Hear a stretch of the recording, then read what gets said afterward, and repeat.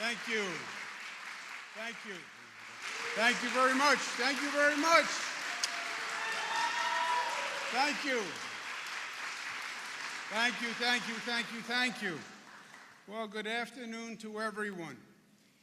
Thank you for being here. It really is a great, great day. Let me acknowledge some of the special guests who are here, who have been so important to us over this past long year. First, let me thank my health commissioner and my team that did just extraordinary work every day. Let's start with Dr. Howard Zucker and Robert Mejica and Dana Caratanudo, Kathy Wild, thank you very much for everything you did and the partnership that we had. Jane Rosenthal and Tribeca, thank you for bringing life back to the city. Ken Rasky, Michael Dowling, thank you for keeping our hospitals open and up to the challenge. Carlos Casura, thank you for keeping this city building. Henry Munoz, thank you for the health care and communities all across this state and country. To all our friends in labor, to all our friends in business, to all our community partners, thank you, thank you, thank you so much. This is a momentous day, and we deserve it because it has been a long road. And it's a day to look backwards, remember where we were, but also to look forward and where we're going.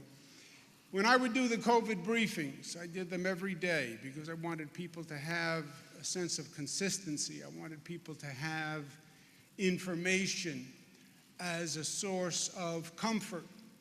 And I would literally start by saying what day it was, what day in the pandemic, and then literally what day of the week it was. Because it was such a disorienting time that one day just bled into the other. The normal calendar, what Friday meant, what Saturday meant, what Sunday meant, it was all gone. We were just in a different place, in a different moment in time. And if you said to us on day one, in the beginning of COVID, that we were going to be capable of the accomplishment that we reached, nobody would believe you.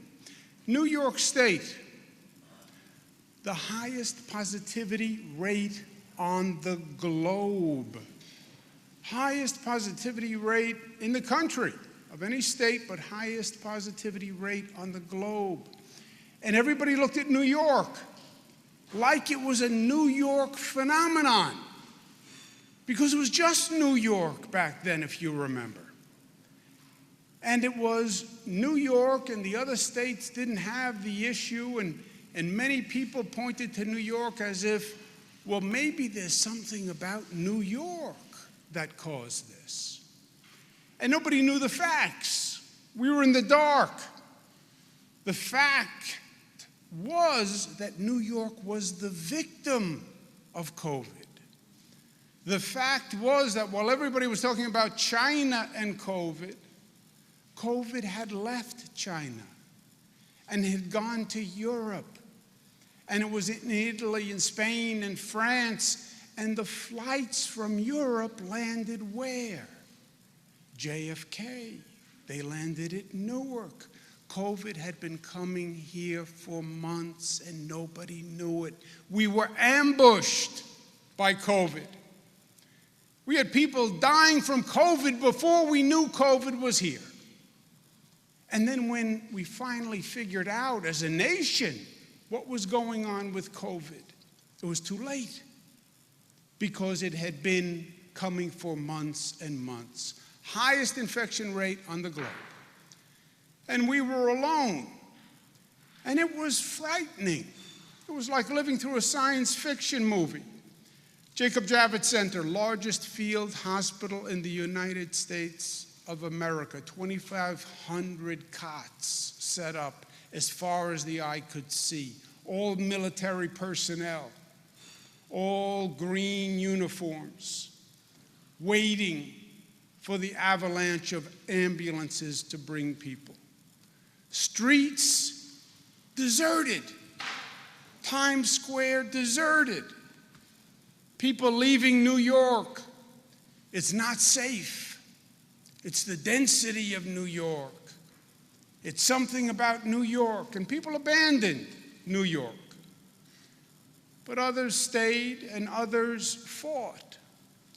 But it was probably the most frightening moment that we have gone through, and a moment that we will never forget, and a moment that changed us individually and changed us as a society. It was a moment of trauma, and a moment that no one will ever forget, and nobody should ever forget.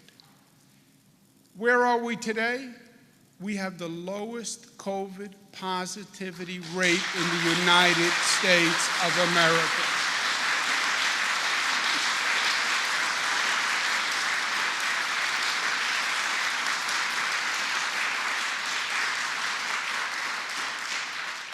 And that, my friends, is a fact.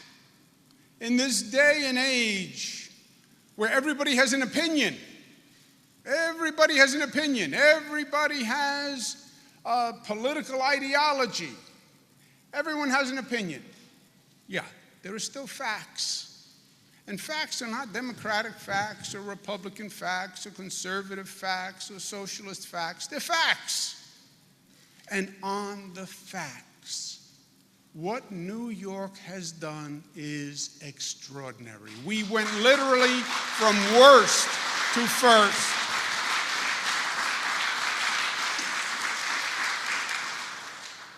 And not only do we have the lowest COVID positivity rate in the United States of America, we have hit 70% vaccination. It is the national goal, and we hit it ahead of schedule.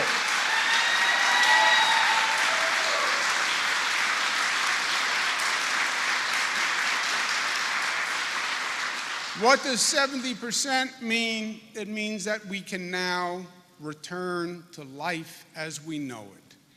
We have the highest vaccination rate in the state.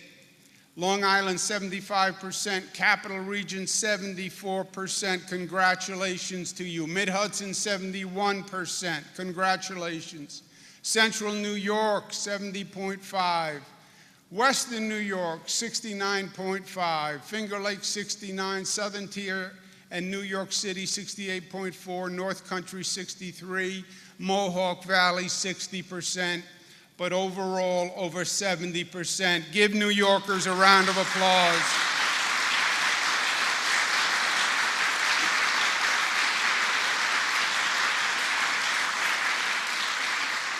And we enter a phase where we successfully deployed the weapon that was going to win the war. And the weapon was the vaccine. And we knew it. But the question was, would we do it?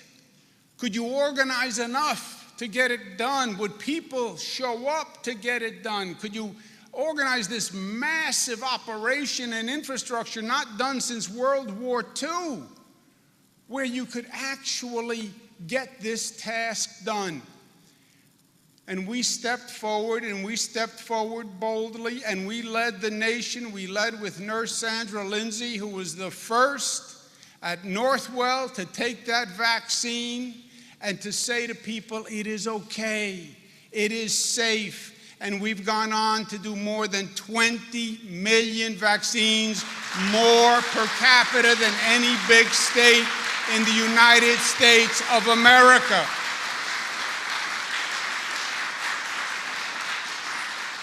New York State has fully vaccinated a larger share of adults than any other big state in the country, and that is saying something.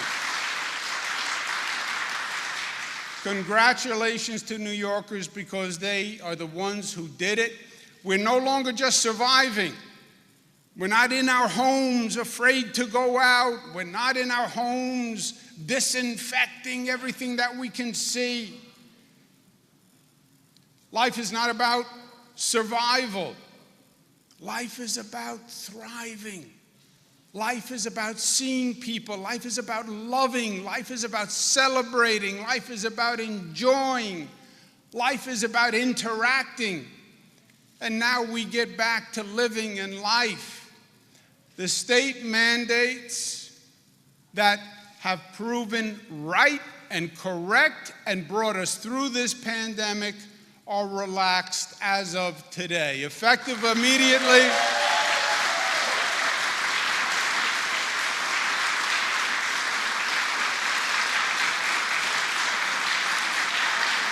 Give yourselves a round of applause.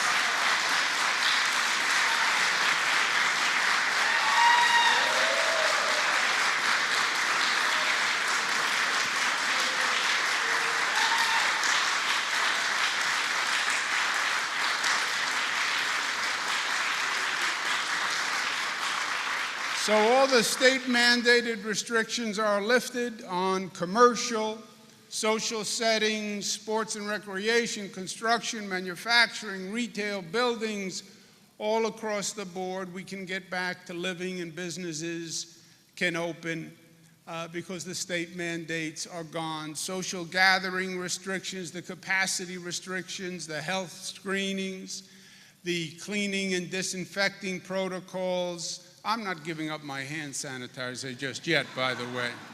I love that New York Clean hand sanitizer. It keeps everything clean, plus you take a whiff of that, it opens up your sinuses like nothing I've ever seen. But that is now voluntary, and it's up to individuals and places, but the mandates are gone.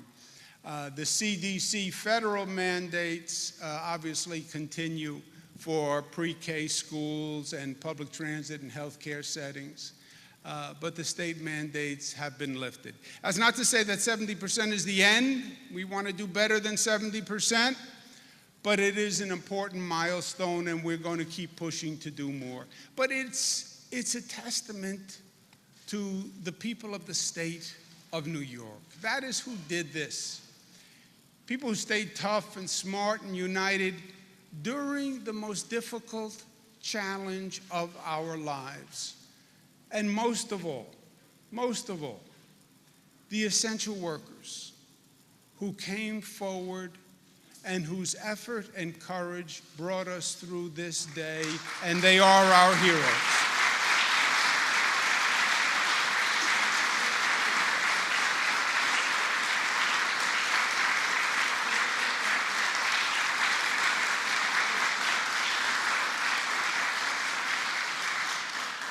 We can't say enough. We've said thank you, but we want to say thank you again on behalf of all the people of the state of New York for what has been done, and we want to acknowledge them here today. What they did says who they are. It's not that they weren't scared.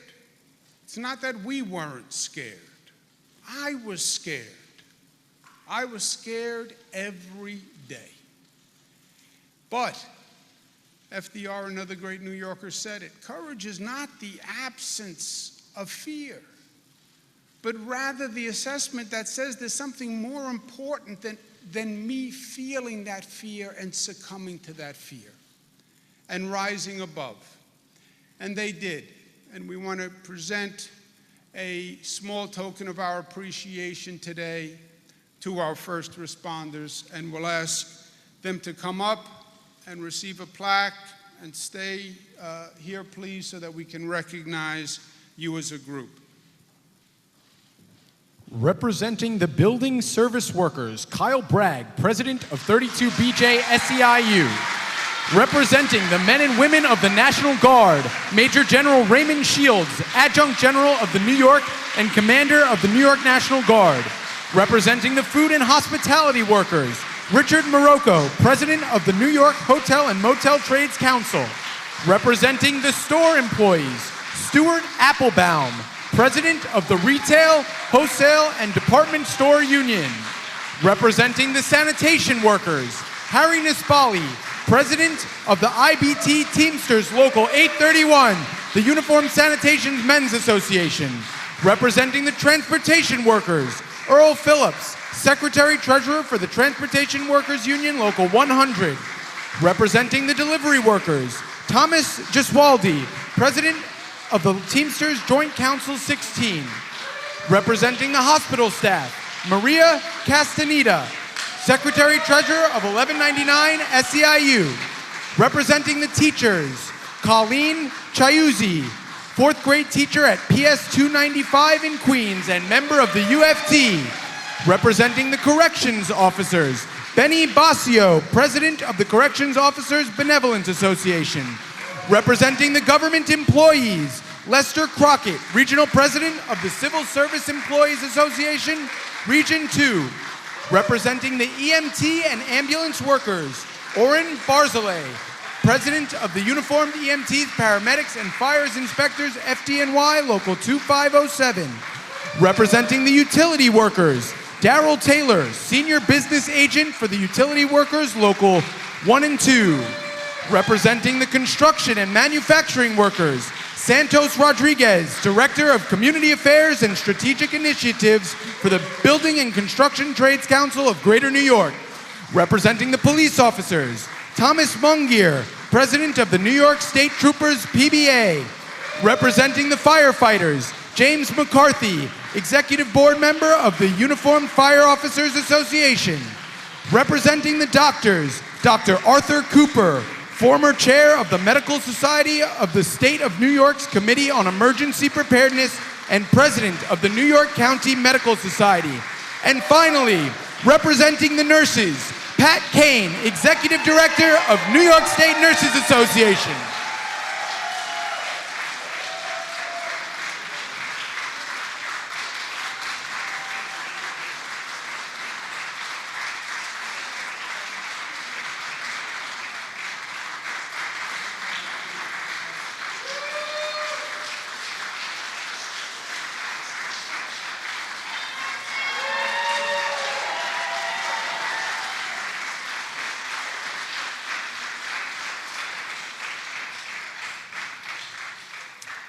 We clapped for you every night.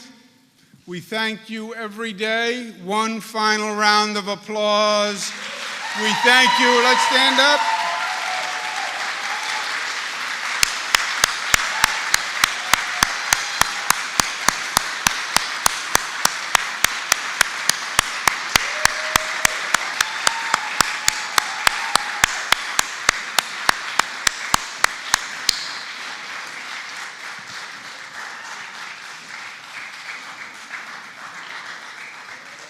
Thank you. That is as heartfelt and as sincere as it gets.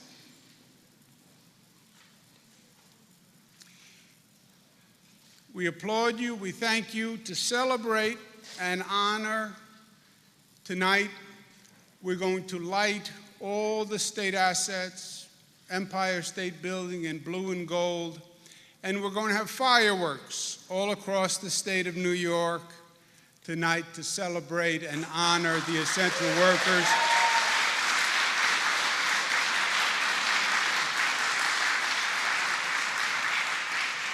It's our way of saying thank you all across the state to the essential workers, to celebrate our reopening, our reimagining, and to remind all New Yorkers, join the success. Join the success. You want to honor essential workers? I'll tell you how you honor essential workers. You get vaccinated so you don't need the essential workers again.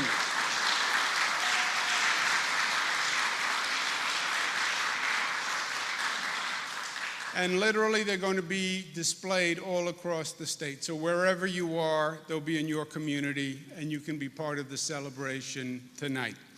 This is not to say that our journey is over, because it's not over.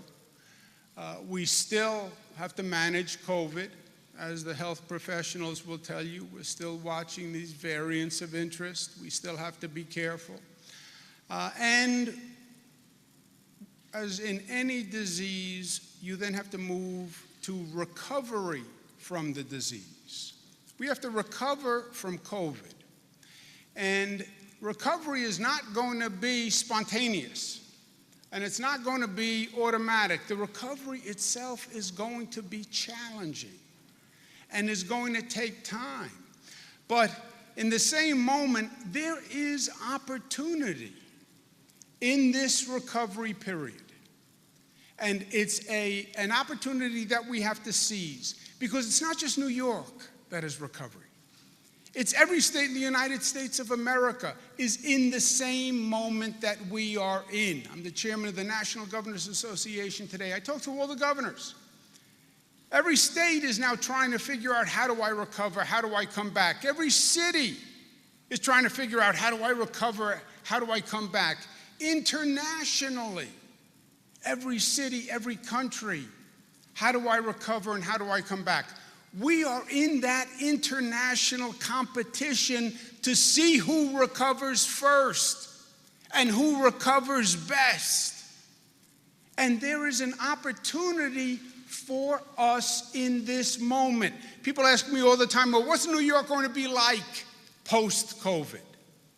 There is no roadmap. Our future is not predestined or predetermined. Our future is going to be what we make it. You tell me what we do, and I will tell you what we will be. It is going to be up to us. What do we build? How quickly do we recover? How many lessons have we learned? And it is going to be our contribution to this city, this state, this country, as our generation. Our most important work lies ahead. What do we do in this moment when it is up to us? Winston Churchill, there will be a moment in time when you're tapped on the shoulder and you have the opportunity to do something very special. That is the moment for us. And what a tragedy it would be if we miss this moment and if we don't capitalize on this moment. It has to be a moment where we say, as a united people, we're going to bring back New York, and we're going to make New York better than it has ever been.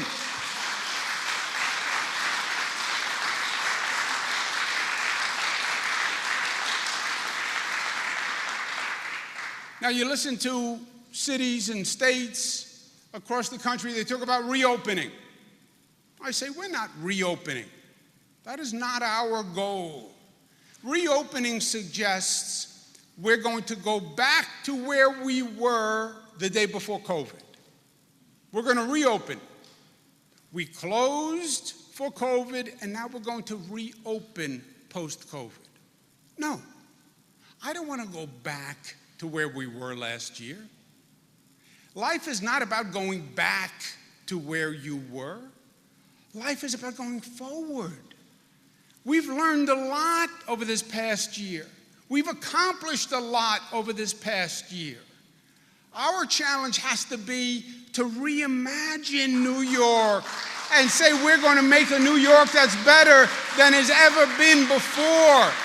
We have to capitalize on this moment and seize this moment of transformation to remake New York.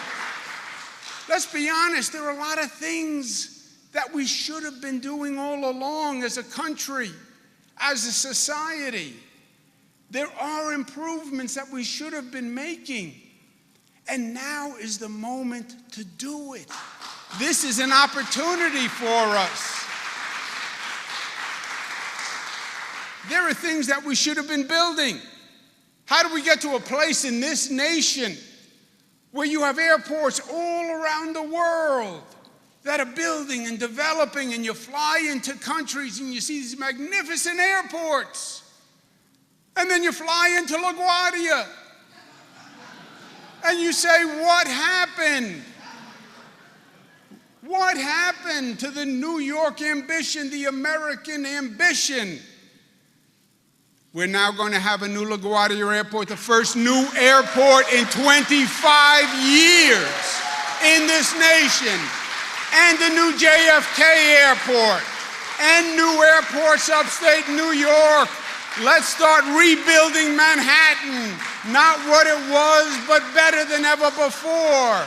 A new Moynihan train hall, a magnificent structure that when you go there, it fills your soul with pride. And you're proud to be a New Yorker. And you see us building out of that pride and out of that optimism.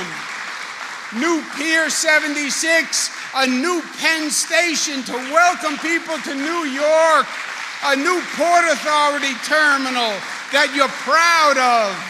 Extend that subway into Harlem so all New Yorkers can participate in New York. A new Belmont Arena on Long Island. Go Islanders, we say. Our cities in upstate New York who have never really shared in the full economic turnaround, now maximizing those urban potentials by reconnecting with the waterfront and doing it in Rochester and Albany all at once. Recognizing that we have been talking for years about the green economy and we have to stop using fossil fuels and carbon, and the future lies with the next green economy, and it happens here in New York with the largest green transition in the nation. Broadband accessibility and affordable to everyone, rich and poor and black and white, and New York leads the way.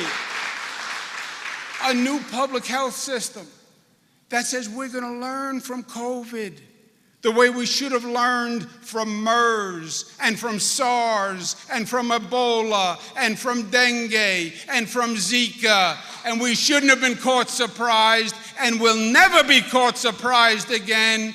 We're going to have the best public health system in this nation, and we'll be ready for the next pandemic because there will be a next pandemic. We're going to maximize remote learning so we make sure we don't leave any child behind because of income or color of skin or race or ethnicity. Maximize telemedicine and the innovation, and restore public safety to the streets of this city, because we have nothing unless we have public safety. And that is job one. And we have to help the homeless because we are embarrassed by the society we now see and the condition we now see, where we have human beings living on the street. And we say that's the best we can do. We say that's not the best we can do, and we're going to do better. There is work to do, but we know that we can do it. And we are being tapped on the shoulder, as Winston Churchill says, and we are ready and we are willing. We know what we're made of. We know what we can do in this moment. 20 years ago, 9/11, we got knocked on our rear end. And there are a lot of similarities between the 9/11 moment and the COVID moment. Remember post 9/11. Remember the fear. Remember the naysayers. Remember the people who said New York will never come back. New York is a target. We're afraid to go downtown. The terrorists are going to target us again. It's about New York. They want to target New York. Remember the people who fled. Remember the people who said, we'll never come back. We'll never come back. Well, you know what? We came back, and we are standing in a monument to coming back better than ever before.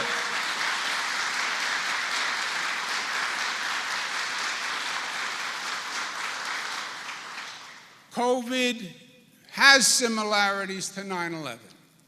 The recovery was not automatic. It was not spontaneous. We had to restore confidence and restore faith and restore security. We had to work at bringing people back.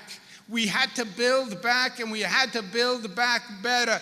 The Tribeca Film Festival was formed to say, come back to New York, celebrate New York, celebrate the arts, celebrate the energy.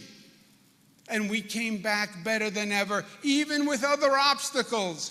This site, One World Trade Center, a symbol of resilience and determination of faith. You knock us down, we get up stronger and taller than ever before, because that's who we are.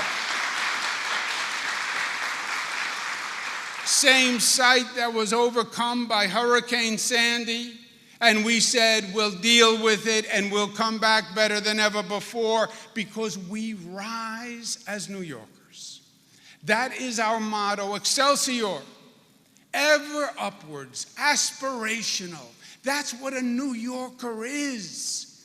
Yes, there are setbacks. Yes, life is going to knock you on your tuchus, as we say in Italian. But the question of a person, the question of your character, the question of a society is, what do you do when you get knocked down? Do you stay down? Do you feel sorry for yourself? Do you wallow? Are you overcome by the obstacles? Or do you pull yourself up and say, I'm going to learn and I'm going to be better, and reach out your arms to your brothers and sisters and lift one another up to a height that you've never reached before? That's what we do in New York. Remember June 15th. Remember today. Because it is the day that New York rose again. June 15th is a special day for me. June 15th is the birthday of a gentleman named Mario Cuomo, who is no longer with us today. But today is his birthday. Mario Cuomo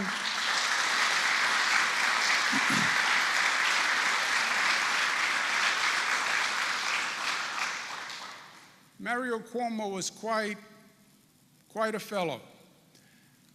A great leader for the state of New York, did many good things for New York, taught New Yorkers many important lessons, taught them about aspiration, talked to them about being their best selves, not giving in to the petty and to the negative, but to rise above together, to see past color of skin, to appreciate our diversity as a source of strength, to welcome people, to find the humanity and the goodness in a person's heart and a person's soul, and not the apparent differences, but the human similarities and the human connections.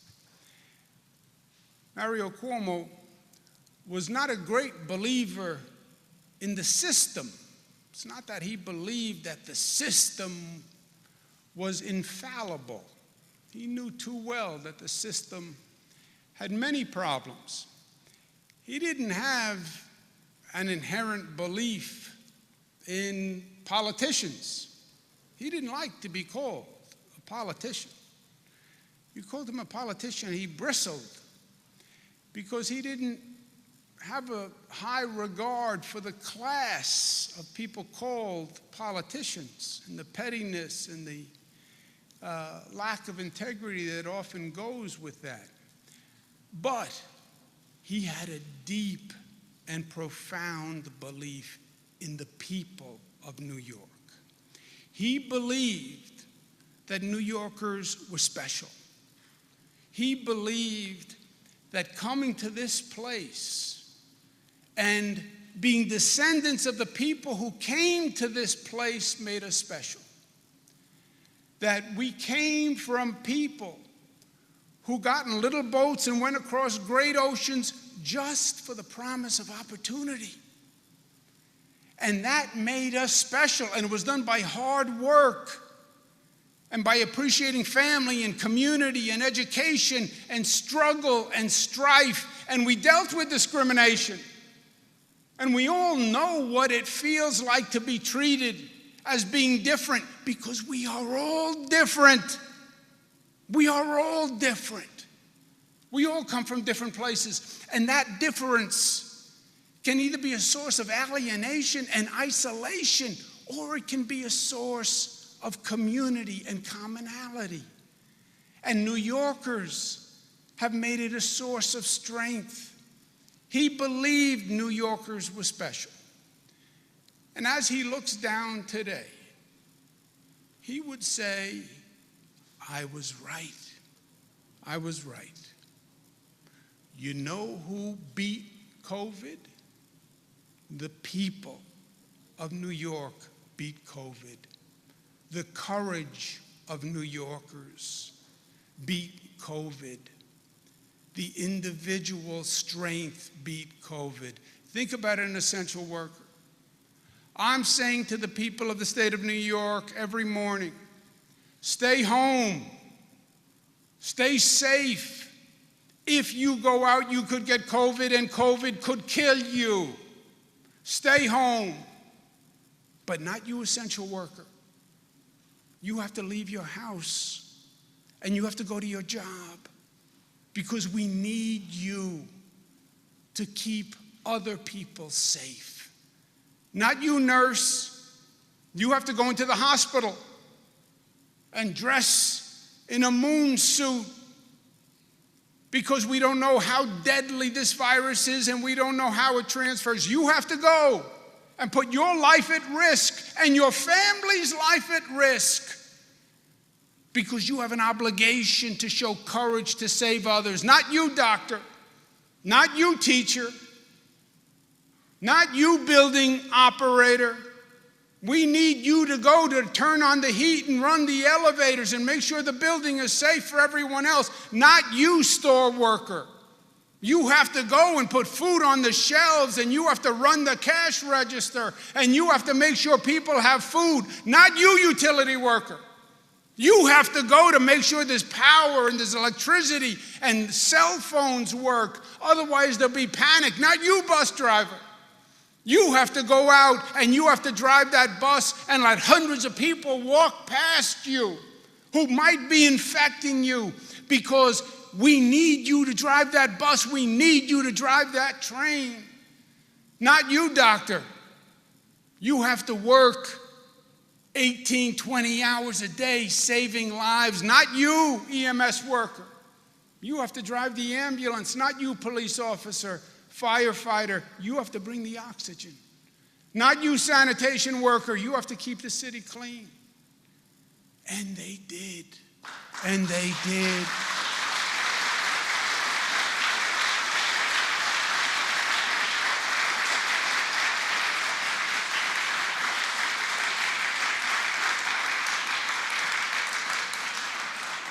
Not you, New Yorkers. I know everyone is looking at us. I know New York is unique. I know you're scared. But you have to stay home. You have to protect your children. You have to wear a mask. You have to go out and get vaccinated and roll up your sleeve. And I know it hurts. And I know you're afraid. And I know you think there's a risk. But you have to do it, because you have to be strong and you have to be courageous, and you have to do it one for the other. You wear a mask because you care about me. I wear a mask because I care about you. And at the end of the day, we all wear masks as our sign of love and caring and community, and that we are one because we are New York. My father was right. New Yorkers are special. This is a special place, and we're blessed to be here. And they say, well, New Yorkers are tough. You're damn right we're tough. We're New Yorkers.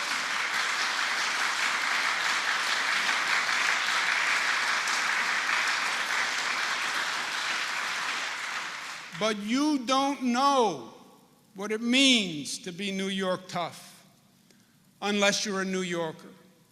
Because yes, we're tough, but we're also smart, and we're also united as a community, and we're disciplined as a people, and we are loving as a people. That's what it means to be a New Yorker. And that's what it means to rise above.